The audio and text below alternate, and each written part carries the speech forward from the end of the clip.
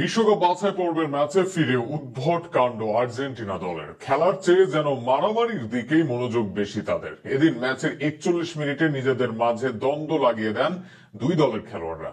অনেকদিন পর খেলা দেখতে এসে এমন কিছুতে বিব্রত দর্শকরা। আর্জেন্টিনা ও উরুগুয়ে ম্যাচে খেলার চেয়ে মাঠে দুই পক্ষের সংঘর্ষকে ঘিরে বিস্তারিত থাকছে প্রতিবেদনে।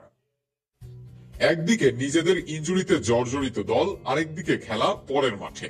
সেখানে প্রতিপক্ষ হিসেবে আছে উরুগুয়ের মতো দল। লিওনেল স্ক্যালোনির কপালে তাই ভাঁজ, দলের কথা বিবেচনা করে প্রতিপক্ষকে রাখলেন আপার হ্যান্ডে। যে কারণে ম্যাচের প্রথমার্ধে ফিজিক্যাল খেলা হলো কম। প্রতিপক্ষের প্রেসিং ট্যাকল সামলাতে অনেকটাই যেন নিজেদের অর্ধে নেমে আসে আর্জেন্টিনা। মাঝে মাঝে সিমিওনে আলমাদারা ঝলক দেখালেও সেটাও দীর্ঘস্থায়ী হয়নি, যে কারণে অনেকটা বিরক্তিবোধ কাজ করছিল ভক্ত সমর্থকদের মাঝে। আর তখনই ম্যাচে এলো রসদ। না, দারুণ কোনো গোল নয়, এমনকি দারুণ কোনো আক্রমণও নয় মাঠের ফুটবলের কোনো কারুকার্য। এদিন ম্যাচের 41 মিনিটে রসদ দিল দুই প্রতিপক্ষের দ্বন্দ্ব, যে দ্বন্দ্ব যেন তুলে ধরে ম্যাচের প্রথমার্ধকে। সূত্রপাত ম্যাচের 41 মিনিটে আর্জেন্টিনা দলের সেন্টার ব্যাক ক্রিস্টিয়ান রোমেরো ফেলে দেন প্রতিপক্ষের ডারউইন নুনেজকে, আর সেখানে ফাউলের বাঁশি বাজান রেফারি। তবে রেফারির বাঁশির পরও সামনে আসা বলে হেড দেন রাইট ব্যাক মলিনা। আর এ নিয়ে তৈরি হয় দুই পক্ষের দ্বন্দ্ব, যে দ্বন্দ্বে জড়িয়ে পড়ে দুই পক্ষের একাধিক খেলোয়াড়।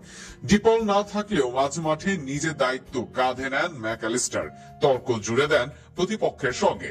তার সঙ্গে যোগ দেন আরেক ব্যাট বয় অভিজ্ঞ ওটামেন্ডি। অবশ্য উরুগুয়েও চুপ করে বসে থাকেনি। স্বাগতিকদের হয়ে গিমেনেজ ওটামেন্ডির সঙ্গে করেন উত্তপ্ত বাক্য বিনিময়। তার সঙ্গে যোগ দেন বেন্টাচার।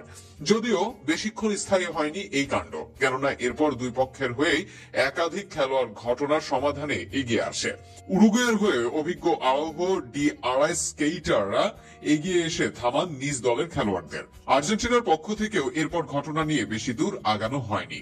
তবে প্রথমার্ধে বলার মতো মুহূর্ত ওই একটাই। প্রথমার্ধের সেরা হোক বা কলঙ্কিত, সেই মুহূর্তটাও একটা। কেননা অনেকদিন পর আন্তর্জাতিক ফুটবলে ফেরা দুই দলের থেকে আরো দারুণ ফুটবল প্রত্যাশা করেছিল দর্শকরা।